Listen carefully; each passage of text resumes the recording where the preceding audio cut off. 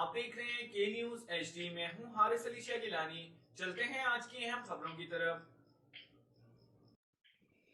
اس news اپ date کو آپ تک پہنچانے میں تعاون کیا ہے A quality product by Khadim's Milk Foods, Sahiwal.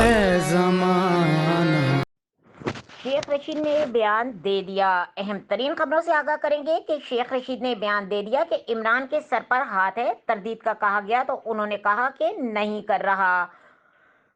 T T P کے ساتھ پاکستان کے آئین و قانون کے معاملات طے کرنا چاہتے ہیں۔ وفاقی وزیر داخلہ شیخ رشید نے کہا کہ نون لیگ پنجاب کے صدر رانا ثناء اللہ نے کہا ہے کہ ہر کوئی تسلیم کرتا ہے کہ رانا شمیم کا بیان سچ ہے۔ شیخ رشید نے کہا کہ مجھے عمران خان کے سر پر ہاتھ والے بیان کی تردید کا کہا گیا مگر میں تردید نہیں کر رہا۔ ملک میں دہشت گردی کے واقعات میں مسلسل اضافہ دیکھنے میں آ رہا ہے۔ پاکستان کے بڑے شہروں میں دہشت گردی کے واقعات رپورٹ ہو رہے ہیں۔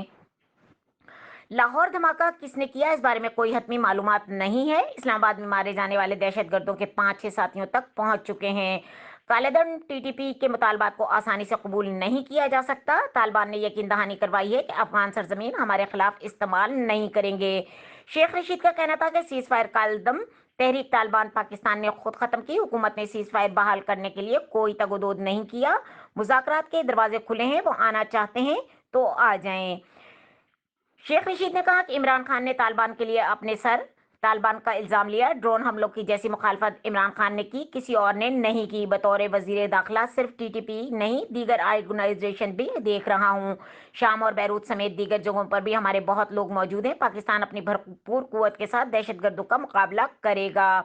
یہ نواز شریف مائنس فورس خاندان ہے۔ نون لیگ کے لوگ کسی سے نہ ملے یا ملے، اس سے ہمیں کوئی فرق نہیں پڑتا۔ ہم نے جب سیاست کی تو 10-10 سال میر خلیل الرحمان اور شورش ملک کے پاس بیٹھے رہتے تھے تو ایک سنگل خبر لگتی تھی۔ آج لائیو کوریج کے دور میں جلسے جلوس کرنا آسان ہے۔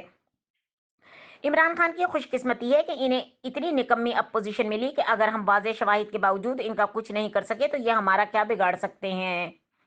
مزید خبروں اور اپڈیٹس کے لیے ہمارے ساتھ رہیے گا۔ تب تک کے لیے اپنا خیال رکھیے گا۔ اللہ حافظ۔